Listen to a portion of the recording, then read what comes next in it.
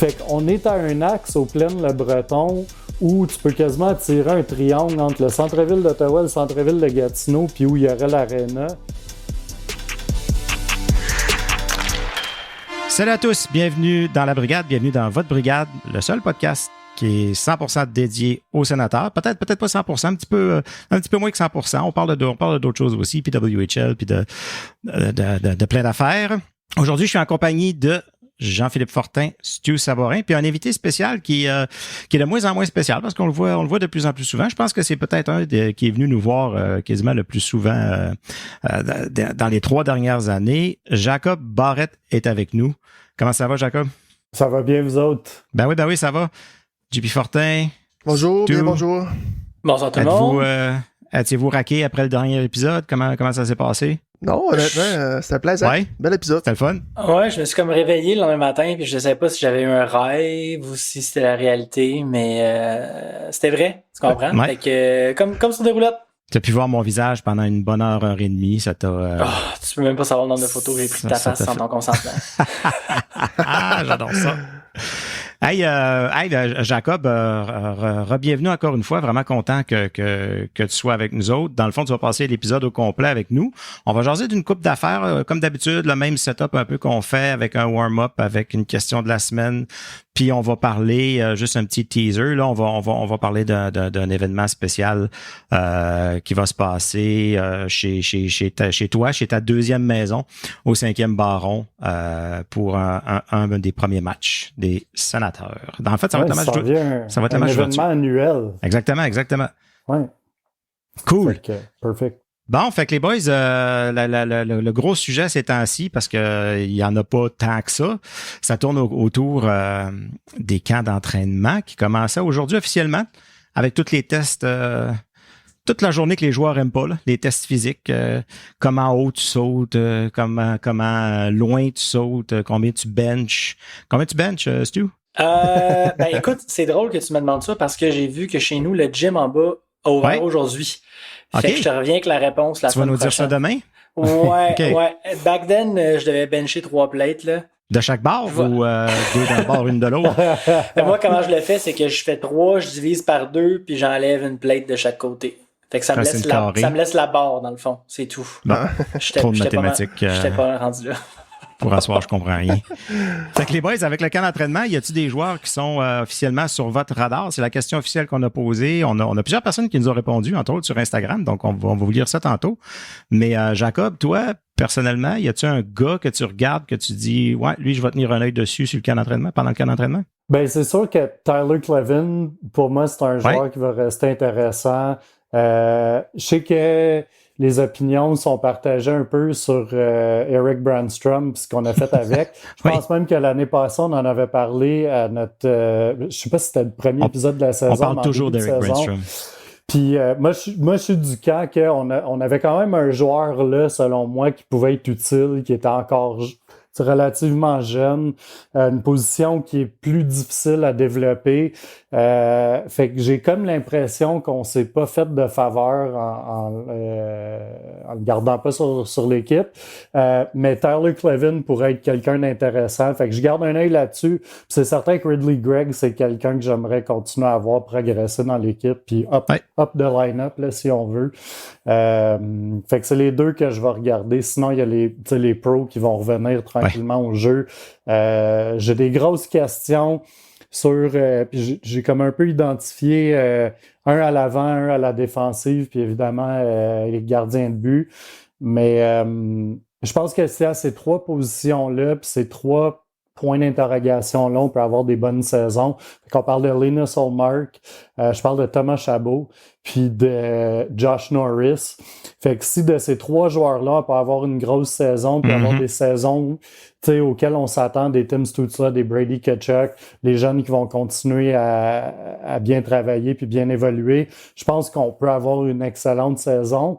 Mais écoutez, je me suis fait avoir les 2 dernières années pensant que sur papier, on avait de quoi de bon. Fait que c'est c'est ça, j'ai hâte de voir Tyler Clevin, son évolution, s'il peut se prendre un rôle là, sur l'équipe à temps plein. Puis Ridley Gregg, c'est un autre jeune dont j'ai hâte de suivre l'évolution. En fait, Clevin, je pense que son poste est plus à perdre qu'à gagner. Là. Je pense qu'on y a... je sais, on entend les polices. Ça brosse à Montréal. Chez Stu. Ouais, attention. La police arrive chez vous, Stu. Je fais attention, je reste tranquille. Bon, oui, cache-toi. Cache-toi. JP Fortin, à part, en tout cas, on fera pas de mauvaises blagues. On veut pas te rappeler ton pari que t'as fait la semaine passée, là, mais qui que t'as en vue? C'est certain que je vais avoir à l'œil mon ami Koulimin, parce que j'ai fait un audacieux pari avec vous la semaine passée. Ouais. Donc, je vais surveiller ça de près. Pour mettre Jacob à jour, là, parce que JP Fortin, il était complètement dépassé. Ouais. Ébahi, abasourdi. Je ne comprends pas encore à ce jour pourquoi Nicolas Koulimin a un PTO à Ottawa. Ouais. Donc, Pascal... Puis il s'est engagé. Ouais. Pascal m'a fait une suggestion. Il m'a dit, JP, si les sénateurs offrent un contrat à Nicolas Koulimin, tu t'achètes un chandail. Et j'ai accepté l'offre. OK. Sans hésitation. Sans hésitation. Okay. Mais, tu sais, dans la perspective, je me dis, c'est quasi impossible que ce gars-là ait un contrat. Les sénateurs ont 1,1 million de livres sur la masse salariale. J'imagine que ce gars-là n'est pas venu en Amérique du Nord pour gagner le salaire minimum. Fait que, tu sais, 900 000, 1 million, je me dis, je pourrais pas croire que les sénateurs vont se mettre dans la misère avec la masse pour Nicolas Koulimin, qui va jouer quoi sur le 4e trio. Fait que, ça fait un non-sens. Fait que, j'ai pas peur à mon deal. Mais, bon, là, comme Jacob a dit, moi aussi, je vais avoir à l'œil Tyler Clevin. Je trouve que le poste à gauche, la 3e paire, lui est offert sur un plateau d'argent. Et s'il ne répond pas aux attentes durant le camp, il faut falloir se poser des questions parce que qui qu'on va mettre à gauche sur la 3e paire? Est-ce qu'on va avoir 2 droitiers sur la 3e paire? Et l'autre question que j'ai, pour moi, c'est le poste à droite sur la 3e paire qui est une chaude lutte entre GBD, Monique, il y a même Kalen Addison aussi, on peut mettre même dans l'eau Max Guenette. Sinon, le 4e trio, il y a Cousin Gregor qui mérite un poste. Après ça, il y a une lutte aussi avec Cruikshank, Stapshock, McEwen. Après ça, on peut mettre Jenick dans l'eau. On peut mettre. T'as pas le droit de nommer tout le monde. Non, je sais, non, mais je fais mettre en perspective que pour moi, il y a des trous de libre. C'est à droite sur la 3e paire puis sur le 4e trio. OK. Stu, tout le monde a-tu été nommé ou t'en as encore un? Il ne reste plus grand-chose, mais de toute façon, je voulais pas nommer de joueur. Non? Non, parce que ce qui m'intéresse le plus au cas d'entraînement, c'est de loin l'équipe d'entraîneurs. Et de loin, ce que Travis Green va faire avec les joueurs. J'ai écouté la conférence de presse de Steve Staios et Travis Green aujourd'hui. Je sais que ce que Travis Green dit, c'est toutes les bonnes choses, mais de mon point de vue, mon Dieu, je le trouve pas inspirant. Il a parlé aussi du fait que pour lui, il va pas s'acharner sur les trios puis les paires défensives puis essayer de développer une chimie tout de suite. C'est pas ce qu'il veut tout de suite. Puis il est connu comme étant quelqu'un, ou du moins un entraîneur-chef, où est-ce que ses camps d'entraînement sont extrêmement difficiles et demandants. Ouais. Et j'ai hâte de voir, d'un, comment il va gérer ça. De deux, il n'y a plus d'excuses cette saison. Donc, lui a eu son gros contrat. L'équipe sur papier, c'est ça qu'on a. On est censé pouvoir faire les séries avec le personnel qui est sur la glace. Donc, là, c'est à lui de rallier les troupes puis de faire en sorte que l'équipe performe. Il y a des grosses attentes sur ses épaules, je pense. Fait que j'ai extrêmement hâte de voir comment il va gérer le camp d'entraînement, lui et son équipe. Cool. Dans mon cas, je pense que c'est le joueur qui m'intéresse puis que je vais regarder un peu plus. Parce que tout le haut du line-up, tant qu'à moi, à 90%, c'est réglé, tu sais, à moins d'une surprise. Là. Puis la surprise que je pense qui peut peut-être arriver, on a parlé de Yakimchuk la semaine passée, mais un joueur qui m'intéresse, c'est Stephen Halliday. Écoute, je pense qu'il a surpris un peu tout le monde quand il est arrivé l'année passée. Il est arrivé à Belleville. Tu sais, il a été mis sur la 4e ligne. Tranquillement, il a monté les échelons. Puis, tu sais, il a fini tout feu, tout flamme pendant les séries. Je pense que c'était le premier marqueur sur le premier power play. Fait que, tu sais, un joueur comme ça qui est en progression, qui est en montée, ça va être intéressant de voir si ça va continuer pendant le camp, puis que s'il va pas forcer la main un peu au sénateur d'y donner une chance. Donc, puis je le connais pas beaucoup. Il a pas joué beaucoup de matchs, ni à Belleville l'année passée, ni en saison, ni en série. Ça a duré le temps de 2 séries. Fait que j'ai hâte de le voir. Est-ce que tu vois que tu le vois-tu comme un joueur qui pourrait peut-être jouer quelques matchs pour débuter la saison avant qu'il soit envoyé à Belleville? J'aimerais que ce soit la surprise du camp. J'aimerais ça que ça arrive. Ouais. C'est bon, Bep. Puis, on a aussi, il y a plusieurs personnes qui nous ont écrit. Patrick Tourangeau nous dit Angus Crookshank, qui a hâte de voir. Il voit une ligne Crookshank, Cousin, Gregor. Ça pourrait être pas pire. El Magnifico, lui, sa cible, ça va être l'épaule de Josh Norris. Donc, il va avoir une caméra juste sur son épaule. Martin Beauchamp nous dit Travis Green, fait qu'un peu comme toi, Stu. Yann Bellefleur, la bataille pour le 2e centre de l'équipe. Des luttes pour le bottom 6 entre Yannick, Crookshank, Godette. Et pour lui, le poste de JBD est menacé par Addison. Donc, ça va être intéressant à voir aussi. Caroline Barrett nous dit Max Guénette, l'ami de la brigade. Aussi, ça pourrait être quelqu'un qui pourrait causer une surprise aussi. Tu sais, la Ligue d'étoiles ou l'équipe d'étoiles l'année passée. Michael Lafleur, notre ami de la brigade. Yakimchuk, Ostapchuk et Guénette. Jay Hardy, Hallmark. Je ne sais pas s'il va être dans beaucoup de parties préparatoires au début de l'année, sûrement plus vers la fin. Puis moi, j'avais répondu au sondage pour mettre mon grain de sel. J'avais répondu Koulemine, mais c'était juste pour faire rire JP Ford. Hallmark, c'est un bon point quand même. Puis je pense que je comprends où est-ce que la personne veut aller avec ça. C'est que les attentes sont qu'on a un gardien de but qui a remporté le trophée Vézina. Donc, on s'attend à ce qu'il domine tout de suite au camp d'entraînement puis pendant les matchs préparatoires. Chose que Korpisalo n'a pas fait la saison dernière. Puis je me souviens que je suis allé voir un match au Centre Bell puis il avait accordé comme 4 ou 5 buts. Puis on jouait le même disque de c'est pas grave, c'est les matchs pré-saison, ça compte pas. Ça compte, c'est important, c'est avant la saison. C'est là qu'on voit qui est prêt, qui est pas prêt, puis on l'était pas. Fait que Hallmark aussi, c'est un très bon point. Je pense que c'est un peu injuste, par exemple, de l'évaluer pendant la pré-saison. Tu sais, des fois, ça prend quelques matchs avant que les gardiens arrivent. Des fois, ils se splitent des games moitié-moitié. Peut-être là, l'avant-dernier ou dernier match, tout ça, on va avoir une meilleure idée de qu'est-ce qu'il est capable. Mais puis j'ai hâte de voir comment. Je suis quand même surpris qu'il a dit qu'il allait pas se concentrer sur les lignes puis tout ça. Peut-être au début, mais l'équipe est faite là. C'est plus le temps là de niaiser puis d'essayer des affaires à gauche et à droite. Là, t'as besoin d'avoir une équipe qui est prête en octobre en commençant. Mets tes cartes sur la table puis commence avec une équipe qui est prête là parce que il y a pas de temps à perdre cette année. Tout à fait d'accord. On va passer à Jacob parce que on recommence une tradition encore qui est la bière du mois du 5e baron. Ouais. Et la première bière, celle qu'on aime toujours prendre au début de l'année, qui a le logo de la brigade sur la bière, c'est la fameuse Partisan. Veux-tu nous en parler un peu, Jacob? Ben oui, la Partisan, dans le fond, ça va être la 3e année qu'on l'offre.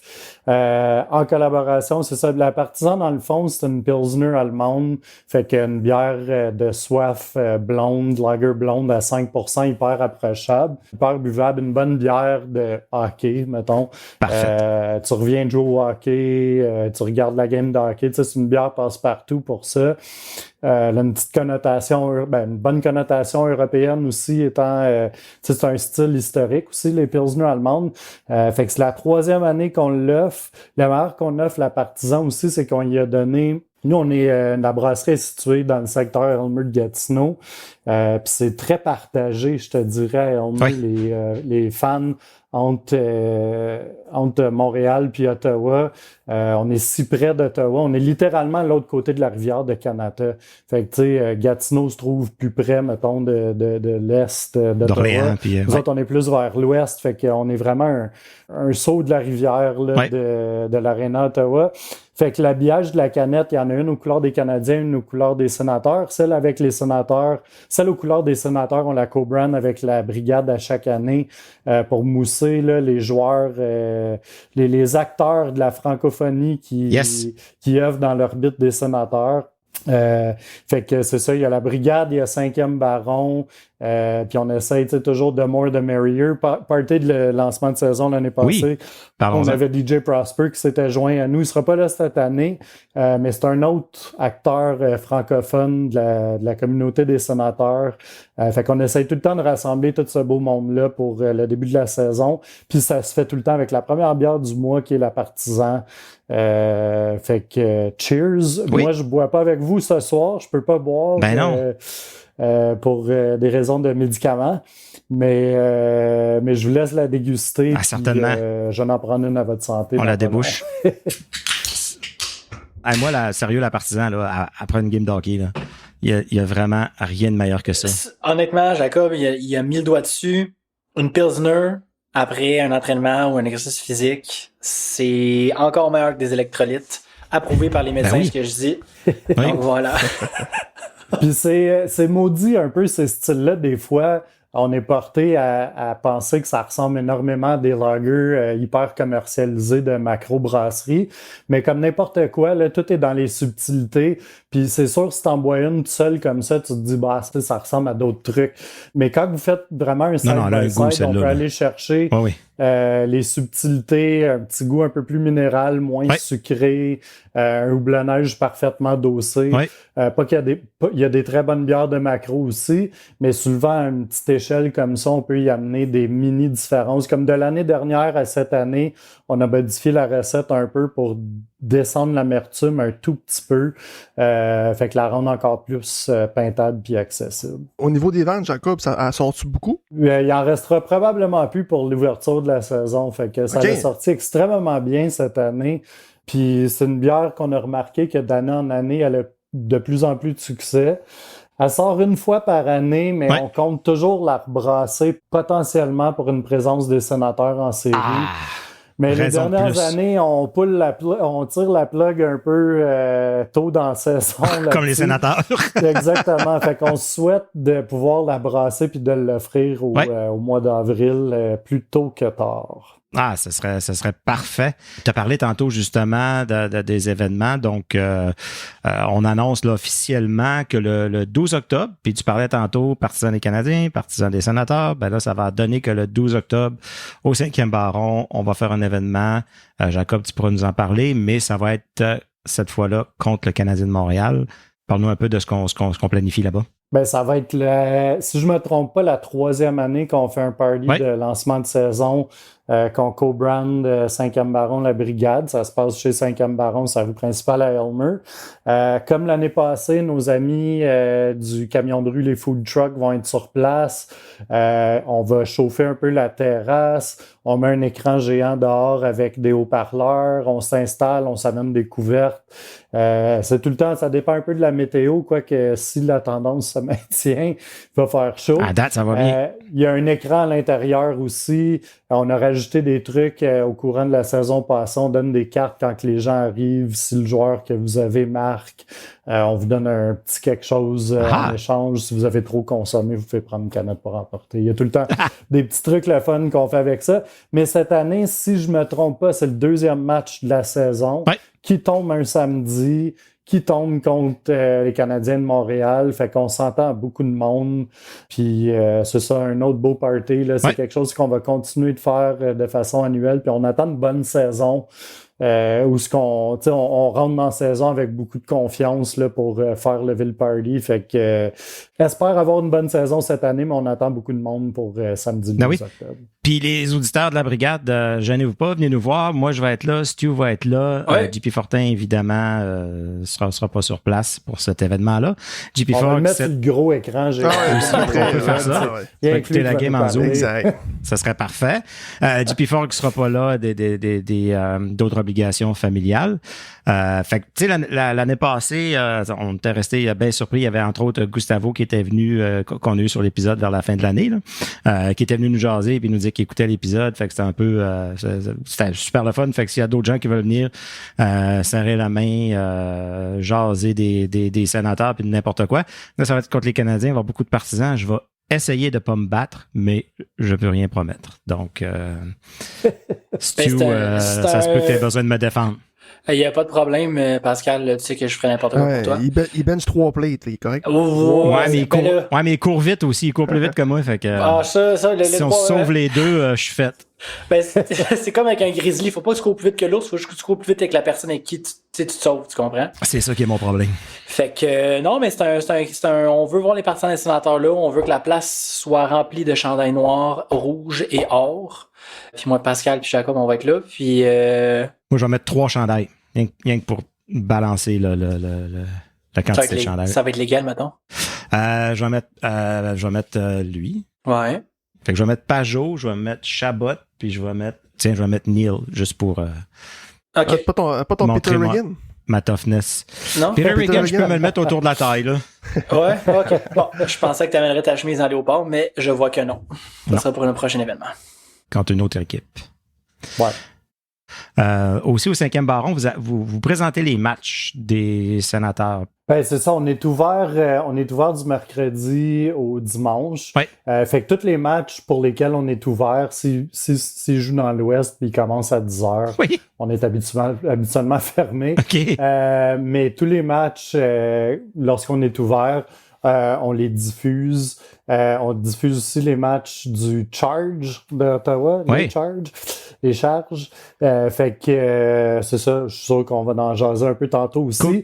Mais on priorise vraiment, là, on met de l'avant les équipes qui sont pour nous locales, malgré qu'ils ne sont pas québécoises, ils sont vraiment à l'autre côté de la rivière, puis on a tous des liens. Ben oui. C'est très près de nous. Fait que oui, c'est ça, on diffuse les matchs. On va continuer cette année à faire la promotion une espèce de calendrier mensuel des matchs qui vont être diffusés au pub. La collaboration continue un peu comme l'année passée. On va avoir une bière à chaque mois qu'on va pouvoir déguster, vous en parler, vous la présenter. Donc, restez à l'écoute. Écoute, je pense que Jacob, tu me disais que vous aviez à peu près 150 recettes de bière que on est proche de 250. On frôle le 250. Mais il y a des bières qui sont constantes, mais il y en a d'autres que c'est brassé une fois puis ça revient plus. Fait que, OK. Ouais, on a développé à peu près 250 recettes individuelles au sommet de nos 4 ans et demi d'existence. C'est ça. Fait qu'on va essayer de vous en faire découvrir le plus possible.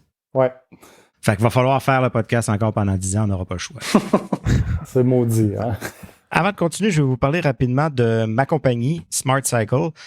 Smart Cycle, pas de A, parce que dans les années 2000, pour avoir un nom de compagnie cool, il faut enlever des lettres, il paraît. Donc, dans le fond, j'achète vos appareils usagés, vos appareils électroniques comme les iPhone, téléphone Android, iPad, MacBook, Xbox, PlayStation, même les appareils VR, là, Oculus, Quest, toutes ces choses-là. C'est pas compliqué, super simple. Vous me dites ce que vous avez, dans quelles conditions qu'il est, même les téléphones craqués ou qui ont certains défauts. Je vous fais une offre, puis si on s'entend, je vous rencontre la journée même et je vous paye comptant dans un endroit sécuritaire. Si vous mentionnez que vous avez entendu parler de Smart Cycle grâce à la brigade, tous les profits générés par l'achat et la revente de votre appareil, ça va aller directement pour aider financièrement le podcast. Donc, non seulement vous désencombrez votre maison parce que on a tous des vieux cellulaires qui traînent dans nos fonds de tiroir. Des fois, on pense que ça vaut pas grand-chose, mais ça a encore une certaine valeur. Mais en plus, vous contribuez à garder la brigade vivante et active. Donc, visitez smartcycle.ca, le lien est dans la description de l'épisode, et faites un geste pour vous et pour la brigade. Merci de votre soutien. Avec tout ça, les boys, on est rendu au warm-up avec une bonne bière dans le corps. C'est toujours parfait pour faire un warm-up. JP Fortin. Ouais. Donc, c'était tranquille au niveau du warm-up. Dernièrement, il y a eu le tournoi des recrues qui n'a pas été une réussite au niveau des résultats. 3 défaites de 9-1, 4-2 et 4-1. C'est, comme tu l'as dit, Pascal, c'est Stephen Halliday qui s'est démarqué pas mal au niveau des joueurs durant le camp des recrues. Dernièrement, les sénateurs ont dévoilé la liste des joueurs qui vont participer au camp des sénateurs. C'est 56 joueurs qui seront là, 5 gardiens, 20 défenseurs et 31 attaquants, dont mon bon ami Nikolai Kulemin. Brady Tkachuk est maintenant papa. Oui, monsieur. Ryder Keith Tkachuk a vu le jour le 16 septembre dernier. Et petit rappel gentil qu'on vous fait à la brigade, horaire pour des matchs hors concours, parce qu'au moment que vous allez entendre cet épisode, il y aura un match durant ce week-end-là. Dimanche, les Sénateurs seront sur la route à Toronto.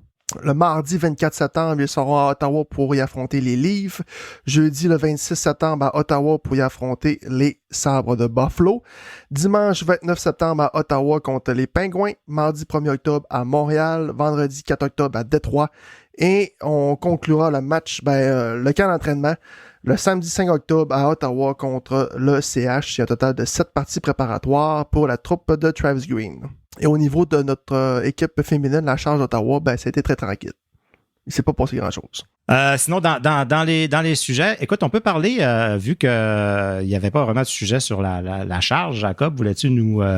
on a parlé un peu la semaine passée. Est-ce qu'on est excité? Est-ce qu'on a hâte? Est-ce qu'on va les suivre? Est-ce qu'on aime le nom? Est-ce qu'on aime le chandail, le logo? En termes de designer puis de quelqu'un qui a déjà designé un des chandails des Sénateurs qui est justement ici à ma gauche, qu'est-ce que tu as pensé? Le plus beau en passant. Le plus beau, exact. Ouais. Merci. Qu'est-ce que tu as pensé des logos de la LPHF?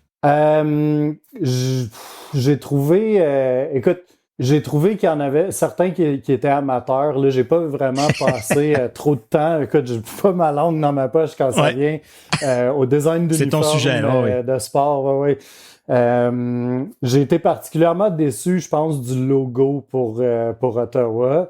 Quand j'ai travaillé sur l'uniforme des Sénateurs, j'ai travaillé, je le mentionne à chaque année, mais j'ai travaillé avec Paul Kitchen, qui était un historien de hockey, quand même important pour l'histoire d'Ottawa, qui nous a laissé le magnifique livre Wind Tire Wrangle, The History of the Old Ottawa Senators. Puis là-dedans, tout est parti de l'association de sport amateur d'Ottawa. C'est de là un peu qu'est né toutes les équipes de sport d'Ottawa dans le temps. Fait que t'avais le football, t'avais le hockey, la crosse, tout ça. Puis vraiment, il y avait un fil conducteur à travers toutes ces équipes-là, puis c'était les couleurs de noir, blanc et rouge. Okay. Écoute, je me sens privilégié d'avoir eu la chance d'étudier un peu ça avec Paul, puis d'avoir accès à cette personne-là qui a fait ce recueil-là un peu de toute l'histoire du hockey à Ottawa, mais par l'entremise du hockey, ça touche un peu à d'autres sports. Puis on dirait que cette éducation-là, c'est pas faite dans le temps. On dirait les Red Blacks avaient compris, ça s'appelle carrément Red Blacks, là, ça laissait aucun doute. Mais fait que j'étais un peu déçu dans le choix de couleurs. Oui, il y a du rouge, mais il manque ce fil conducteur-là, selon moi. Avec les équipes d'Ottawa. Rouge, noir, ouais, c'est ça. Je sais qu'Ottawa, il y a du gold qui s'est rajouté puis tout ça, mais je trouve que c'est une coquille d'informations qu'on peut utiliser pour se développer visuellement en termes de ville sportive. Puis l'exécution du logo aussi, je dirais que c'est pas ma préférée non plus. J'ai beaucoup aimé la victoire de Montréal. Je trouve que c'était beaucoup mieux, était mieux designé comme logo, quelque chose qui va être un peu plus intemporel aussi. Puis là, si je me trompe pas, on n'a pas vu les uniformes encore. Fait que c'est certain que j'attends ça. Il y a tout le temps des trucs qu'on peut faire avec les uniformes, un pattern de ligne à introduire. Fait que c'est certain que j'attends ça, mais en regardant juste le logo, je dirais que c'est pas mon préféré puis qu'il y aurait place à de l'amélioration. C'est peut-être quelque chose... Souvent, quand on crée un logo, surtout un premier logo, c'est quelque chose auquel on va être nostalgique éventuellement dans le temps. Si on est capable de se projeter 20-30 ans, de pouvoir... Comme on a vécu un peu avec les Sénateurs, on a évolué un peu du 2D, là, si on veut, puis on est revenu vers ça parce que le côté nostalgique était tellement fort, puis ça rappelait un certain temps, ça rappelle des joueurs dont on s'ennuie. Fait que je trouve tout le temps que c'est super important, un premier logo pour une équipe. Puis c'est ça, j'aurais aimé mieux voir un peu plus de recherche à ce niveau-là, mais c'est certain que ça peut devenir un classique, sort des excellentes joueuses, une excellente saison, des bonnes performances, puis automatiquement on associe ce logo-là à quelque chose de positif, fait que ça peut changer. Le produit, il y en est pour beaucoup en branding, fait que à voir. 100%. Puis, penses-tu que tu vas suivre ça un peu cette année? Oui, 100%. À cause qu'on diffuse les matchs. En plus? Oui, on en parle à la brasserie. On a des fans de l'équipe à la brasserie que tu rentres le matin. T'as-tu vu le match hier? Moi, j'étais là. Puis, fait que c'est quelque chose qu'on continue à suivre. On est en attente de l'horaire de la saison. Mais si je me trompe pas, on passe à 34 matchs cette année, une augmentation de matchs par rapport à l'année passée. Si j'ai bien compris, la saison devrait débuter en novembre, mais il y a rien que j'ai vu qui était confirmé encore. Mais oui, c'est qu'on suit l'équipe, on supporte l'équipe, puis on a hâte de voir la Ligue évoluer. Cool. Hey, les boys, étant donné que c'est pas passé grand-chose, y a-tu quand même des sujets? Le tournoi des recrues, est-ce que vous l'avez écouté? L'avez-vous streamé un peu? C'était disponible en ligne, mais des fois, c'était l'après-midi. C'était à des drôles d'heures. Pas facile à regarder. Puis ça devait pas être le fun à regarder non plus. Puis écoute, je pense qu'ils ont signé 14, pas des PTO, mais des ATO, des amateurs tryouts. Fait qu'il a fallu qu'ils trouvent du monde à gauche puis à droite dans la rue. Puis même qu'à un moment donné, on a eu le dernier match contre Columbus. Il y avait 2 gardiens de but de Manotick, de Manotick à Ottawa, fait que des Monaticois. Mais le gardien des Sénateurs, c'était juste un amateur tryout aussi. Il n'y a aucun lien autre que ça avec les Sénateurs. Non, dans mon cas, j'ai pris le temps 5 minutes à m'amener pour l'écouter, mais la diffusion était pas terrible. C'est vrai? Pas que c'était pas terrible, mais... C'était une caméra qui suivait, genre? Exact. Ouais. Dans un aréna de quartier, fait que c'est ça. OK. Mais sinon, y a-tu de quoi, vous autres, comme en début de saison, que vous trouvez, puis excusez de changer de sujet un peu, mais qui a manqué les dernières années, qu'il faudrait vraiment s'enligner cette année, comme on parlait plus tôt. Moi, il y a vraiment, là, au niveau du gardien de but, tu sais, Linus Ullmark, un contract year, qu'est-ce que ça va donner avec l'équipe? Ça va-tu geler? Il va-tu vouloir sacrer son camp après un an? Ça commence-tu bien puis il est encouragé de rester? Tu sais, ça, c'est une grosse... Puis je pense que j'ai peut-être un peu de PTSD de Brincat puis de Matt Duchesne aussi. 100%. Je pense qu'on a tout un peu. 100%. Mais il y a ça, il y a Chabot aussi, que je suis vraiment... Tu sais, s'il peut avoir vraiment une bonne saison... Puis Jake Sanderson qui continue à évoluer. Je m'attends à ce que Jake Sanderson continue à évoluer, mais Chabot reste un peu un point d'interrogation pour moi. Puis Josh Norris. Je pense que ces 3 joueurs-là, Ullmark, Chabot puis Norris peuvent avoir une bonne saison. Les autres tombent habituellement super bien. Ils ont, c'est tout ça une moins bonne saison l'année passée, si on veut, là, mais c'est vraiment les 3 joueurs que je regarde puis que j'espère qu'ils vont pouvoir mettre ça sur la bonne voie là, en début de saison. Je ne sais pas, vous autres, s'il y avait quelque chose comme ça que vous aviez identifié qui était mal allé les années passées. Là. Je sais pas si tu te souviens, Jacob, la dernière fois qu'il y a eu un camp d'entraînement ou un début de saison où est-ce qu'il n'y avait pas une histoire péjorative qui entourait l'équipe. Puis là, cette année, de pouvoir commencer le camp d'entraînement avec Stutzla, Norris et Pinto en santé, peut-être pouvoir commencer la saison. Qui ont pratiquement jamais joué ensemble. Jamais. Les 3 en même temps. Les matchs qui ont joué ensemble, je me souviens plus trop de l'affiche exactement. Là. Je sais que les gars de Lockdown Senators, ils gardent un œil là-dessus. Ils sont là-dessus. C'est quasiment un pourcentage de victoire qui est au-dessus de 60%. Là. Oui, c'est ça que quand je les écoutais aussi, c'est impressionnant. Là, c'est vraiment impressionnant. Fait il faudrait que les 3 restent en santé. Je pense que d'avoir Shane Pinto comme 3e centre, quand on a commencé la saison avec lui, c'est un luxe. Ça serait vraiment extraordinaire. Ullmark, je pense que ça, tout le monde veut voir de quoi il est capable. Mais tu sais, Jacob, je pense que ça fait 2-3 fois que tu le nommes. Puis Thomas Chabot, on a parlé aussi l'épisode de la semaine dernière. C'est le premier qui a signé à long terme à Ottawa. Tu sais, qui a dit, moi, je veux jouer ici. Ça a été le visage de l'équipe jusqu'à que Brady arrive puis que Brady devienne capitaine. Même qu'avant qu'il soit nommé capitaine, on savait pas si ça allait être Chabot ou Brady. S'il est capable de connaître une bonne saison, je sais que son contrat, c'est presque impossible. Là, c'est 10 millions de dollars par année. Est-ce que Thomas Chabot vaut 10 millions de dollars par année? Écoute, ça, c'est pas pour l'instant. On va le savoir cette année. C'est ça. Mais s'il est capable d'être vraiment un défenseur qui, au niveau de la Ligue, on se dit, OK, c'est un des meilleurs à Ottawa puis c'est un des meilleurs à la Ligue. Dans la Ligue, ce qu'on sait qu'il est capable d'être, ça, c'est un boost immense pour l'équipe. L'autre chose aussi que tu as dit, c'est Jake Sanderson. Aujourd'hui, ils ont sorti là, les mesures et les poids des joueurs et tout. Si j'ai bien vu, Jake Sanderson a grimpé de 190 à 205 livres. Damn! OK, ben là, ouais, c'est... Il a bu de la partisan en masse aussi, lui. Ouais. C'est peut-être du muscle aussi, tu sais, mais... Probablement. Ça, c'est un autre joueur qu'on se demande, est-ce qu'il va exploser? Est-ce que là, je pense son contrat... il est plus sur son contrat. Vigueur, Exactement, je crois, en début de saison. Il est censé être le meilleur défenseur de l'équipe, autant offensivement que défensivement. C'est un joueur aussi que les partisans se disent d'ici quelques années, il devrait peut-être être dans la discussion pour le trophée Norris. Fait que tu sais, on a comme des noms sur papier qu'on sait que ça devrait fonctionner. C'est juste est-ce que ça va le donner cette saison-ci, mais je pense qu'on va tous sortir les mêmes noms. Puis c'est les piliers, je pense, pour l'équipe à chacune de leur position. Puis c'est Chabot, c'est Hallmark. Puis si Josh Norris est en santé, ben on sait ce qu'il est capable de faire. Fait que... C'est 100% aux vétérans à se regarder dans les yeux puis de dire, les boys, c'est assez. Je pense que tout le monde ici est tanné de perdre.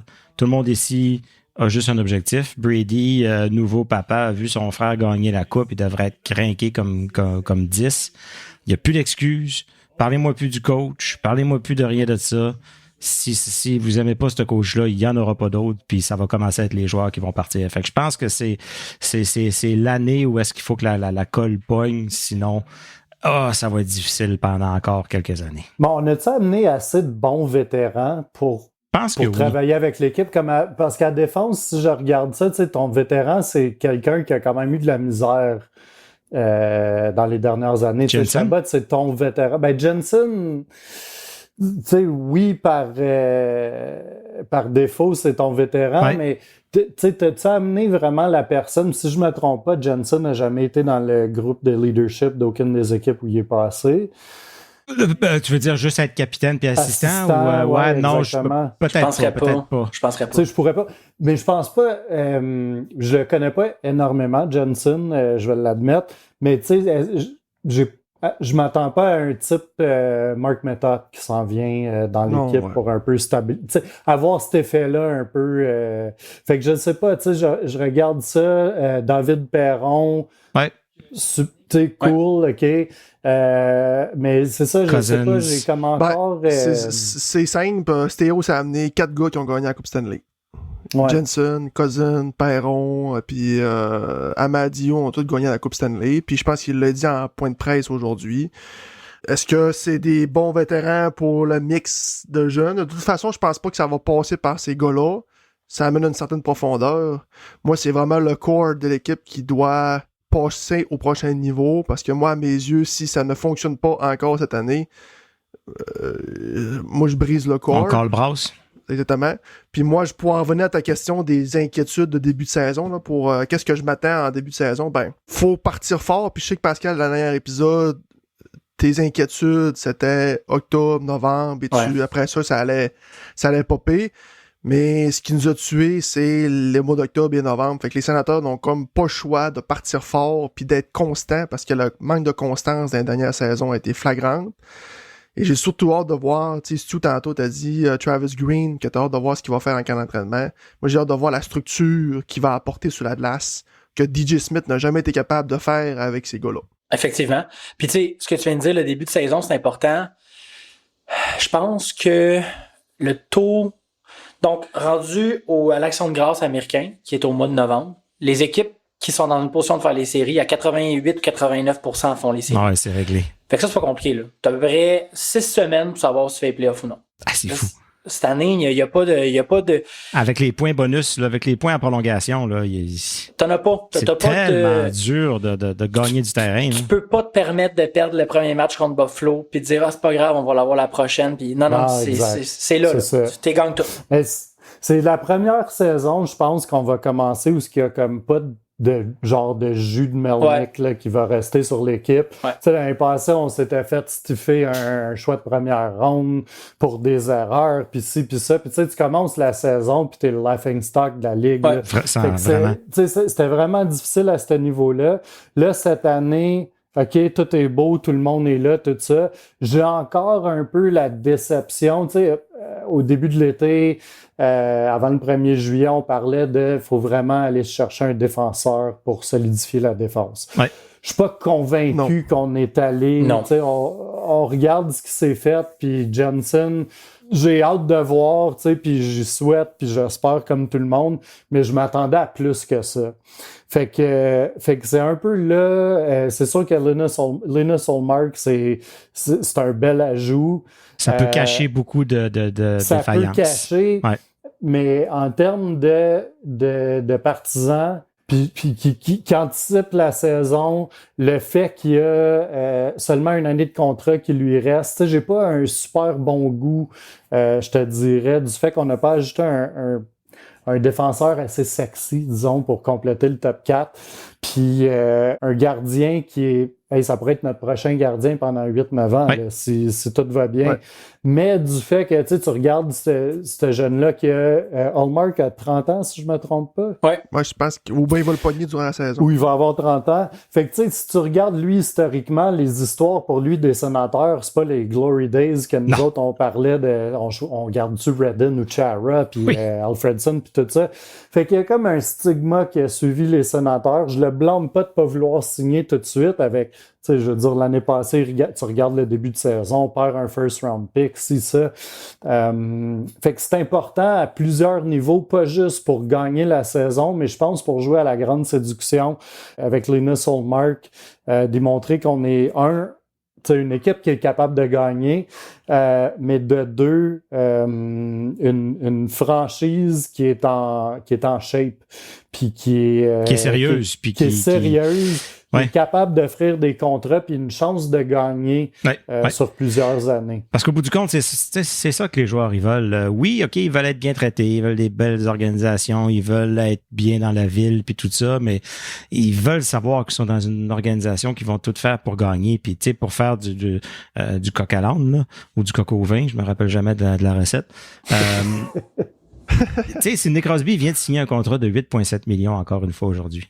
Puis je me dis ça, c'est un gars qui a acheté le message de l'organisation, puis qui donne le message, qui donne la chance. Tu sais, c'est une belle relation entre l'organisation et le joueur qui comprend que, si je veux tout casser la banque, ça se peut que mon compagnon de trio, ce soit Joe Blow pour le restant de la saison, pendant que l'équipe est plus capable de rien faire, tu sais.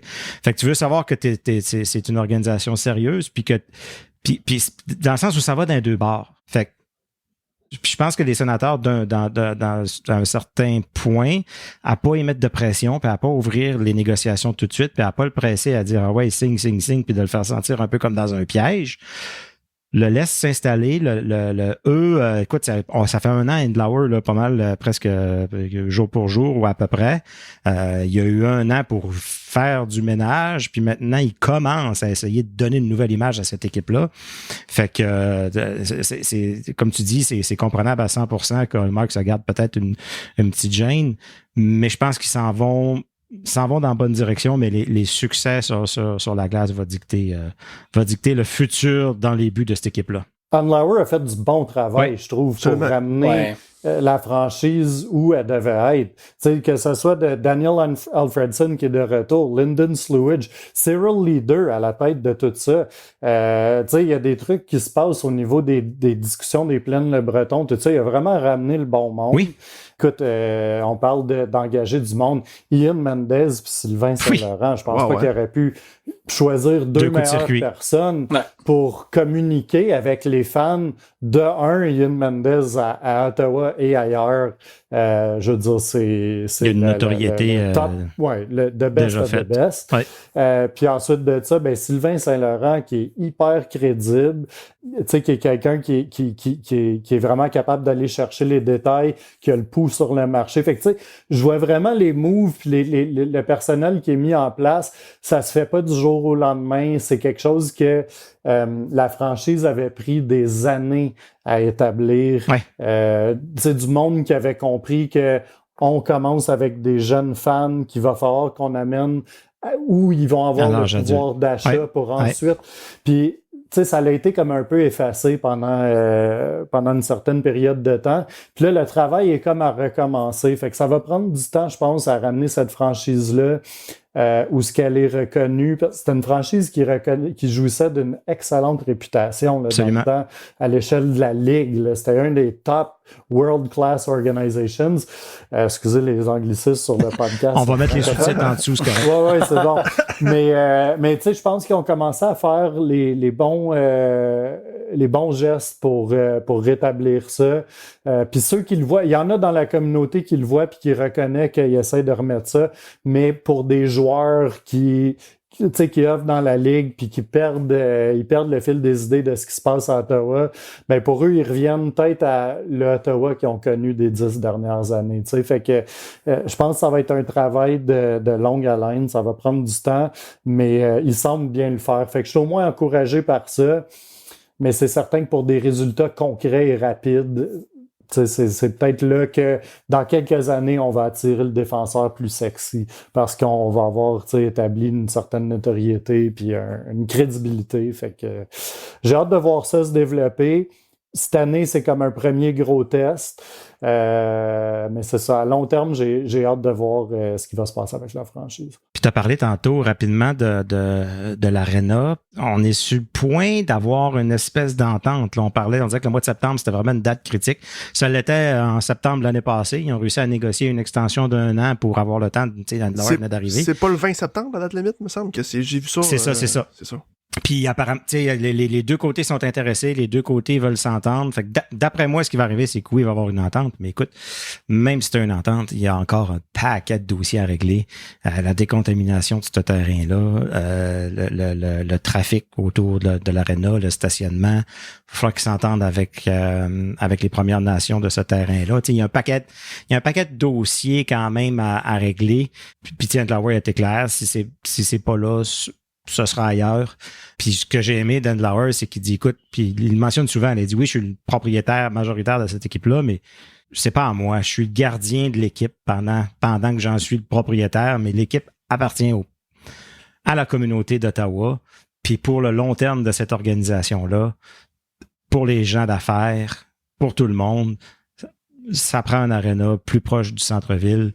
Puis lui, il n'a pas un intérêt vers les plaines de Breton. Il veut que ce soit le meilleur endroit possible pour les prochaines générations, de 2-3 générations plus tard, qui aient leur aréna proche de leur communauté. Ben tu sais, écoute, je vois pas de meilleur emplacement pour le terrain. Parce qu'en ce moment, si on écoute la discussion de l'emplacement de l'aréna, mais qu'on écoute en même temps les autres discussions qui se passent dans la région, tu sais, on parle d'un corps de downtown à Ottawa où ça va pas bien, où l'industrie des fonctionnaires est plus là aussi souvent, fait qu'on a besoin d'un second souffle. Là. Du côté de l'autre côté de la rivière à Gatineau, on dit exactement la même chose. Le centre-ville a besoin de renouveau. Fait qu'on est à un axe aux plaines Le Breton où tu peux quasiment tirer un triangle entre le centre-ville d'Ottawa et le centre-ville de Gatineau, puis où il y aurait l'aréna. Puis entre tout ça, ce qui peut se bâtir en termes d'hôtellerie, de restauration, de commerce, de condos, d'espaces vivables. C'est déjà commencé en plus, là, la place Zibi, là, ça construit. Là. Exactement. Fait que j'ai de la misère à voir un meilleur site. Je pense que l'emplacement de l'aréna serait une grosse attraction, puis ramènerait beaucoup de vie tant au centre-ville d'Ottawa qu'au centre-ville de Gatineau. Puis pour une franchise qui essaie de se rapprocher d'un bassin de population de 250 000 personnes du côté de l'Outaouais, t'es pas mal sa ligne, tu sais, puis c'est ce qui est le plus accessible. Puis là, si on veut aller plus loin, on peut parler du projet de tramway qui est discuté, puis tout ça, mais il y a moyen de tout arrimer ces trucs-là pour que tout le monde en sorte gagnant, que ça soit un win-win-win un peu partout. Fait que j'espère que, oui, il y a des trucs sur lesquels ils doivent travailler puis s'entendre, mais je crois que s'ils font le travail à long terme, ça va donner des super beaux résultats pour la région. On va tout être là pour le match numéro 1, c'est garanti. C'est plein. On va partir du 5e baron, puis on va s'en aller avec le train léger, avec le tramway jusqu'à l'aréna. Checkez bien ça. Les boys, aviez-vous d'autres sujets que vous vouliez aborder avant qu'on mette une boucle sur cet épisode? Juste peut-être revenir là, sur le point vite là, où est-ce qu'on parlait tantôt de Linus Ullmark, puis est-ce qu'il va signer à Ottawa, pourquoi il n'a pas signé. Toi aussi, t'as dit Linus. J'ai dit Linus.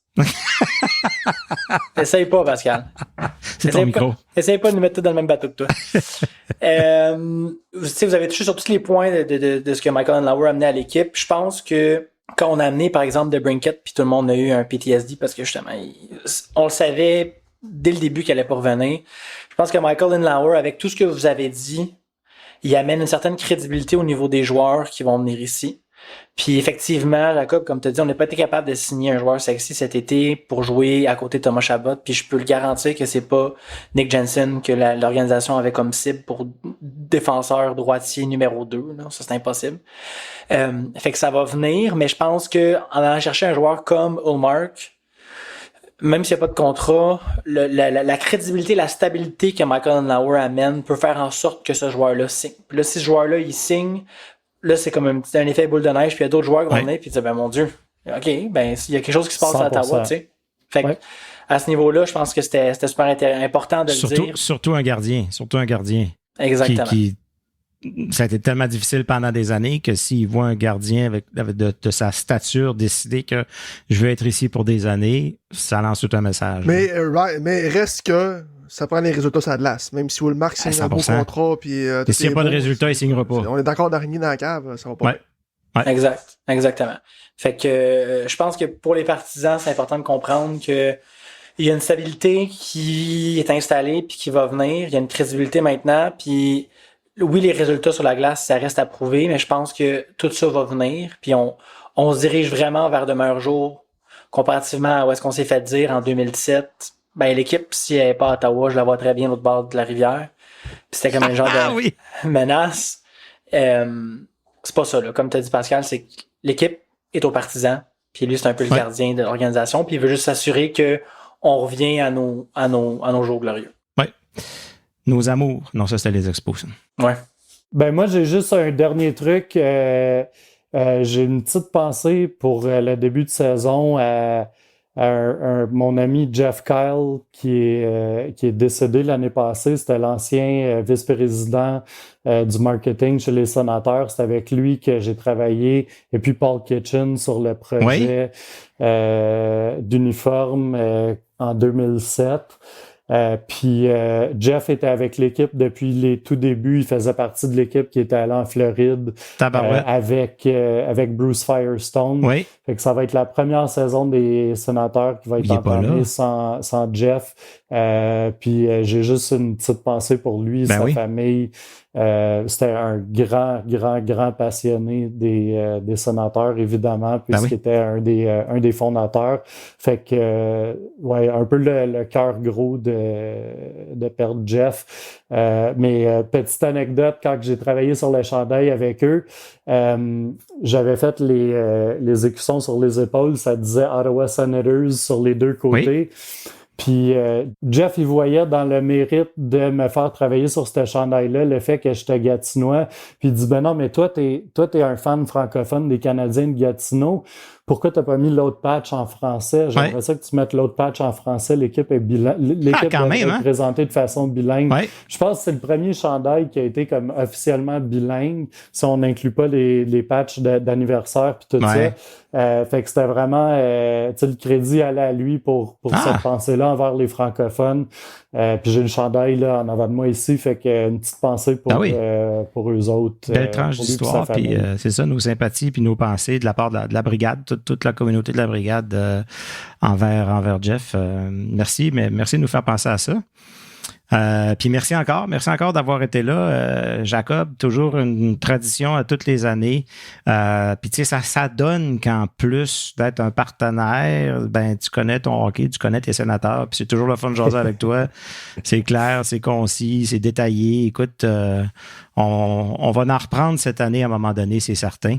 100%. On va rappeler la bière du mois à chaque mois que Jacob nous fait parvenir gracieusement qu'on déguste avec vous autres. Le party de lancement le 12 octobre. Soyez-y. Nous, on va être là. Fun garanti. Encore une fois, bagarre possible. Bagarre optionnelle. Bagarre optionnelle. C'est en option. On va voir. La partisan disponible un peu partout. Puis Jacob nous a dit tantôt, un peu dans toutes les détaillants de bières de microbrasserie, à la brasserie aussi. Est-ce que vous l'avez on tap à la brasserie de façon régulière? On l'a à la brasserie. Bon. On va l'avoir disponible pour l'événement.